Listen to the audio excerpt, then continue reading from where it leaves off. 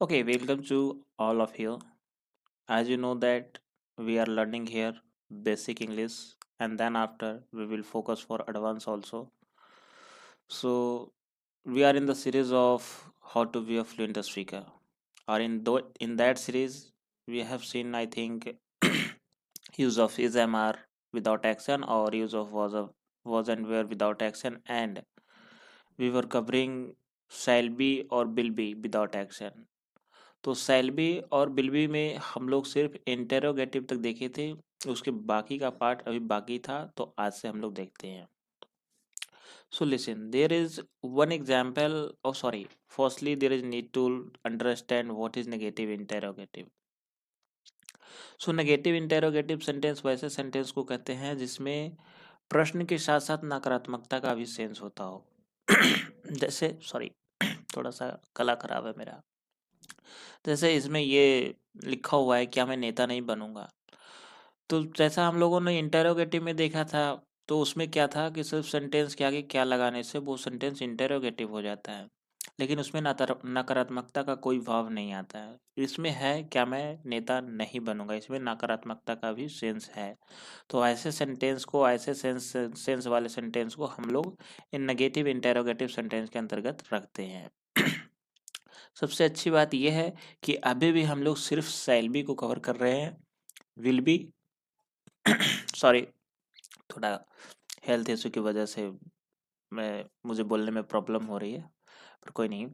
यहाँ पे negative interrogative का हम लोग स्ट्रक्चर देखते हैं। हम लोग शैल बी ही अभी कवर कर रहे हैं। शैल बी कंप्लीट होने के बाद हम लोग विल बी की ओर भी चलेंगे।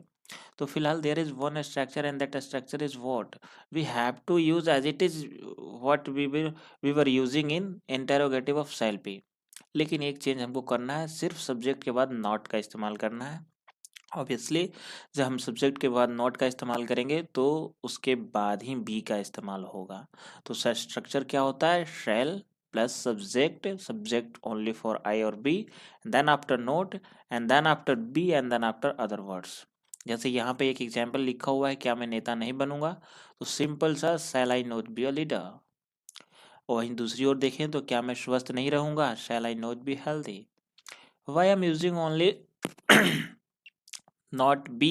Because structure is this: shall and then subject, not plus be plus other words. And there is another example and that example is that क्या हम लोग अनपढ़ नहीं होंगे और रहेंगे? Is it? सो हम लोग अनपढ़ नहीं रहेंगे, तो shall be not be illiterate। तो ये था हम लोग का negative interrogative of shall be। अगर इसमें कोई आपका डाउट रहता है तो आप कमेंट सेशन में अपनी डाउट जरूर रखें। वहीं दूसरी तरफ देखते हैं, जैसा कि मैंने आपको बताया कि अभी हम लोग डब्ल्यू एच वर्ड को देखना बाकी रह गया था। सेंटेंसेस अभी बहुत सारी बाकी हैं शैल बी से रिलेटेड। अभी तक हम लोगों ने सिर्फ नेगेटिव इंटेरोगेटिव तक को ही कवर किया है और अभी हम लोग आ गए हैं डब्ल्यू एच वर्ड की ओर। तो क्या होता है ये डब्ल्यू एच वर्ड, पहले इसको देखते हैं। आपकी जानकारी के लिए बता दूं कि डब्ल्यू एच वर्ड वैसे वर्ड्स को कहते हैं जो डब्ल्यू और एच के साथ शुरू होता है। वैसे तो ये इसकी संख्या बहुत अधिक है, लेकिन मैंने यहाँ पे सिर्फ गिने चुने वर्ड से रखा हूँ जो कि डेली लाइफ में हम लोग इसका यूज करते हैं। वो वर्ड भी हम लोग कवर करेंगे, लेकिन अभी सॉरी वो भी करेंगे, लेकिन अभी हम लोग ये बेसिक सीरीज को कंप्लीट कर लें उसके बाद। तो यहाँ पे डब्ल्यू एच वर्ड्स क्या है वो आपको दिख रहा होगा आपके स्क्रीन पे। तो सेंटेंस की शुरुआत डब्ल्यू एच से ही करेंगे। क्या होता है डब्ल्यू एच सेंटेंसेस, उसको देखते हैं हम लोग। लिसन, डब्ल्यू एच सेंटेंस वैसे सेंटेंस को कहते हैं जिसमें क्या, कब, कैसे, कौन, कहाँ, ये सेंटेंस की शुरुआत में ना होकर के सेंटेंस के बीच में होता होगा। आपकी जानकारी के लिए फिर से एक बार बता दूं कि जब हम लोग इंटेरोगेटिव कर रहे थे तो उसमें हम लोगों ने देखा था कि इंटेरोगेटिव और डब्ल्यू एच सेंटेंस में क्या अंतर होता है। तो उन दिनों मैंने आपको बताया था कि डब्ल्यू एच वर्ड जो है, जो इंटेरोगेटिव का जो क्या, कब, कैसे, अगर यही सेंटेंस के शुरू में ना होकर के सेंटेंस के बीच में हो तो वह हमारा डब्ल्यू एच वर्ड होता है। खैर, ये था डब्ल्यू एच सेंटेंस की, इसको कैसे समझते हैं। अब हम लोग देखते हैं डब्ल्यू एच का स्ट्रक्चर क्या होता है। सिंपल सी बात है, जब सेंटेंस की शुरुआत डब्ल्यू एच वर्ड से होगी तो उसको डब्ल्यू एच कहेंगे इंग्लिश सेंस में। हिंदी में सेंटेंस की शुरुआत डब्ल्यू एच से नहीं होती है। हिंदी में एज इट इज जैसे वो सेंटेंस शुरू होता है वैसे ही होता है, लेकिन between that sentence W H word आ जाते हैं। जैसे मैं कब रहूंगा, मैं कब रहूंगा, कब बीच का सेंस है, कब मैं रहूंगा ये नहीं है। तो इस चीज को समझना होगा हम लोग को। फिलहाल हम लोग देखते हैं कि इसका स्ट्रक्चर क्या है। सॉरी। सो यहाँ पे एक स्ट्रक्चर है WH words plus shall and then after subject your subject is only I or we and then after be or other words. So listen carefully. Firstly our sentence will be start with WH word in English form. जैसे यहाँ पर एक example है, हम लोग कैसे खुश रहेंगे, हम लोग कैसे खुश रहेंगे। As I told you earlier that कि in English our sentence will be start with WH words. So हम लोग कैसे खुश रहेंगे, how shall I be happy.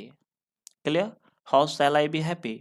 On the other hand there is another example and that example is that मैं क्यों उदास रहूंगा, why, why shall I be sad. Clear, and there is another example also, हम लोग कैसे गरीब रहेंगे, how shall be poor, how shall we be poor. Point is that our sentence will be start in English with WH words, and if I talk about for Hindi, then it will not start with WH word, it will be within the sentence. Clear? So now there is a need to learn WH negative also. So what is WH negative? अभी हम लोगों ने WH को देखा। WH negative में सिर्फ ये है कि ये भी WH का भाव होगा लेकिन नकारात्मकता के साथ। जैसे हम लोगों ने देखा था वहाँ पे कि हम लोग कैसे खुश रहेंगे, how shall I be happy, oh sorry, हम लोग कैसे खुश रहेंगे, there is your duty to make it okay, because of slip of tongue I did this, but sorry for that, now is your duty to make this कि हम लोग कैसे खुश रहेंगे। So there is another example related to WH negative sense, and before that there is one structure, so there is need to understand that structure in a very brief way. So listen, WH plus shall and then after subject, then after there is need to use not if your sentence is going to follow WH negative, and then after be and after that other words.